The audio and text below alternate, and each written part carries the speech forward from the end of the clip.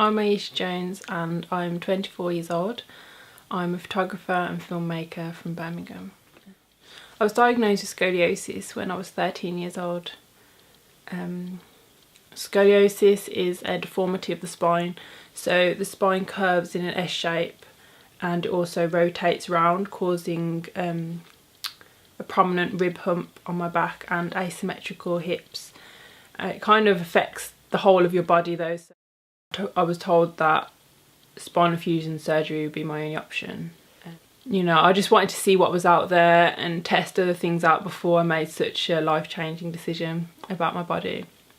And the doctor didn't respond too well to that. He then bent me forward to show me what my back would eventually end up looking like.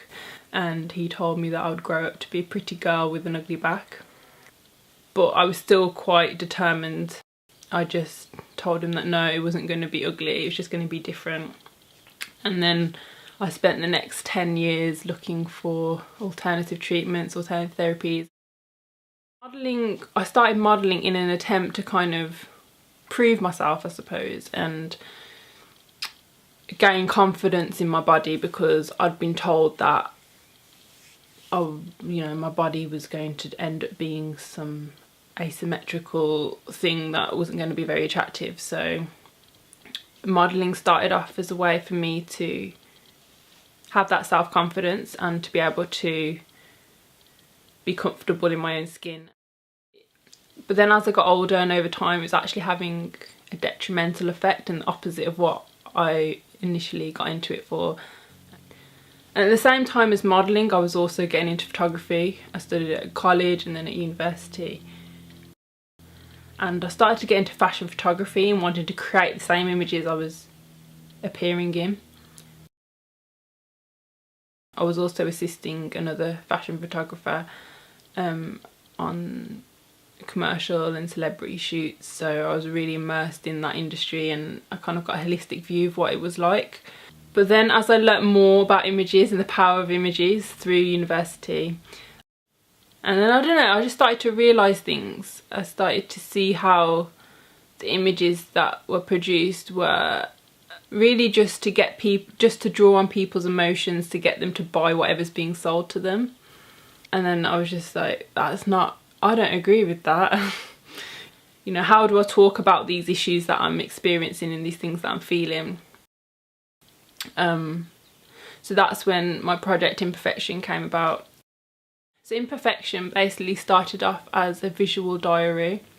I collected images from my family album, I took documentary photographs of my daily routines, and I also took studio self-portrait shots. So once I've really looked at my struggles and started that process of unpicking my thought patterns and things like that, you know, I really started to notice how much more confident I was.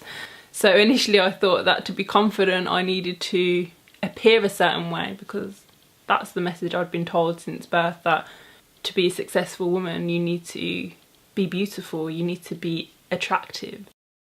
Any woman in any area of society, you look in the media and they're talking, even if she's, you know, achieved, she's the first woman to walk on air. Well, what shoes did she wear when she did that? Those are the messages we're shown. So as a young woman, I was putting value in the wrong areas of my life. Imperfection really took me inwards and I was able to unpack all the issues that had laid up through my teenage years. We've got a weird thing in this society where we don't want to look at pain, we don't want to look at struggles because we don't want to feel uncomfortable. You know, pain is a great indicator that something's wrong and it allows you to deal with the issue and to heal yourself.